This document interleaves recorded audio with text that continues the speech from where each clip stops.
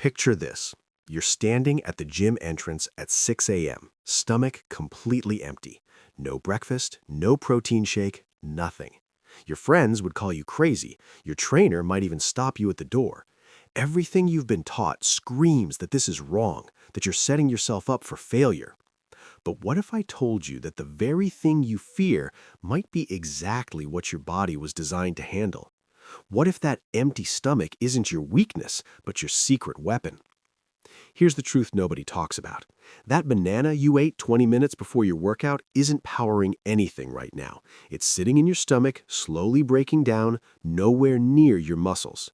The real fuel driving every rep, every step, every movement was stored in your body days ago. Your body is like a car with a full tank of gas, and you keep trying to pour more fuel in through the window. It doesn't work that way. The energy is already there, packed into your muscles as glycogen and stacked in reserve as body fat, waiting to be used.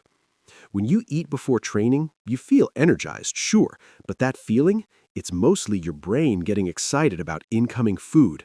Hormones like dopamine and insulin surge in anticipation, creating this psychological rush that feels like power. Meanwhile, the actual calories from that meal are stuck in your digestive system for the next 4 to 12 hours, being slowly processed. They won't fuel this workout, they'll fuel tomorrow's or maybe the day after. The energy you're using right now came from meals you ate yesterday or even days before.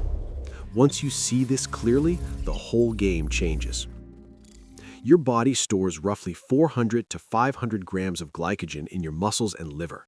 That's between 1,600 and 2,000 calories of pure, ready-to-use energy, enough to power you through 12 to 24 hours of normal activity. Then there's your fat stores. Even if you're lean, you're carrying tens of thousands of calories as body fat. This isn't emergency backup. This is a massive, powerful energy reserve that most people never learn to access properly because they're constantly feeding their body more glucose. Your metabolism is like someone who never learns to use their savings account because their checking account is always full.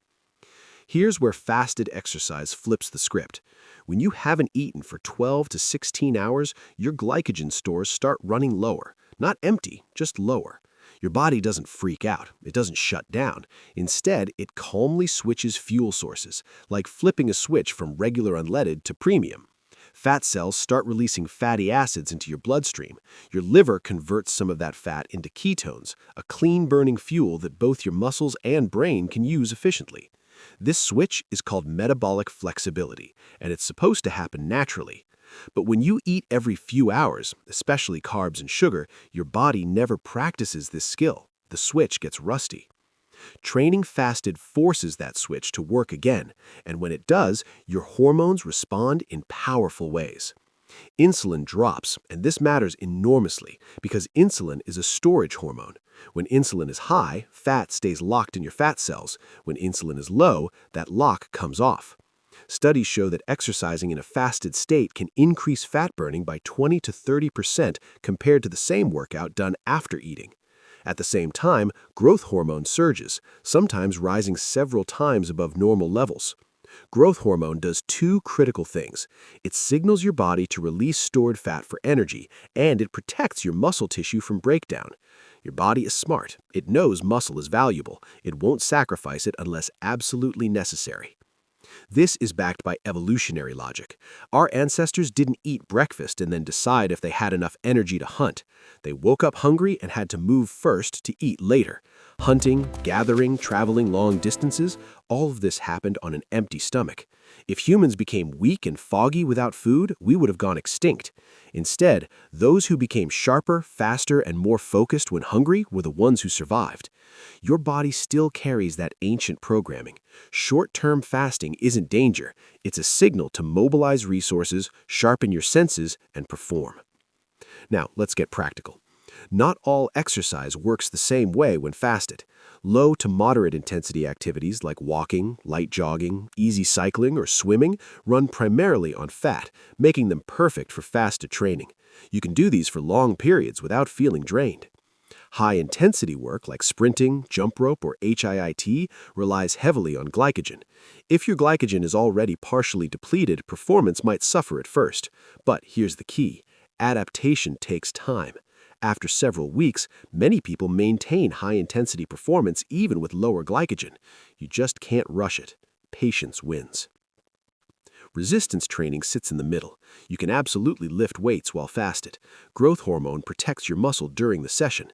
The critical piece is what happens after. Muscles need protein to repair and rebuild. If you train fasted and then wait too long to eat, you're removing the raw materials your body needs. Timing your post-workout nutrition becomes essential, not optional. But fasted exercise isn't for everyone. If you're pregnant, breastfeeding, have a history of eating disorders, type 1 diabetes, chronic kidney disease, or you're significantly underweight, this approach can do more harm than good. Even if you're healthy, your body will tell you when something is wrong. Persistent dizziness, heart palpitations, confusion, extreme weakness, or nausea aren't signs of toughness, they're warnings. If symptoms don't improve within 10 to 15 minutes of resting and hydrating, stop and eat something light. This should feel controlled, never punishing. Fasted exercise isn't extreme. It's not reckless. It's simply a tool that trains your metabolism to remember what it was always designed to do: adapt, switch fuel sources, and protect what matters most. The goal isn't suffering. The goal is control over your energy, your metabolism, and your body's response to the world around you. So now you know the science, the strategy, and the signals to watch. The question is, will you try it?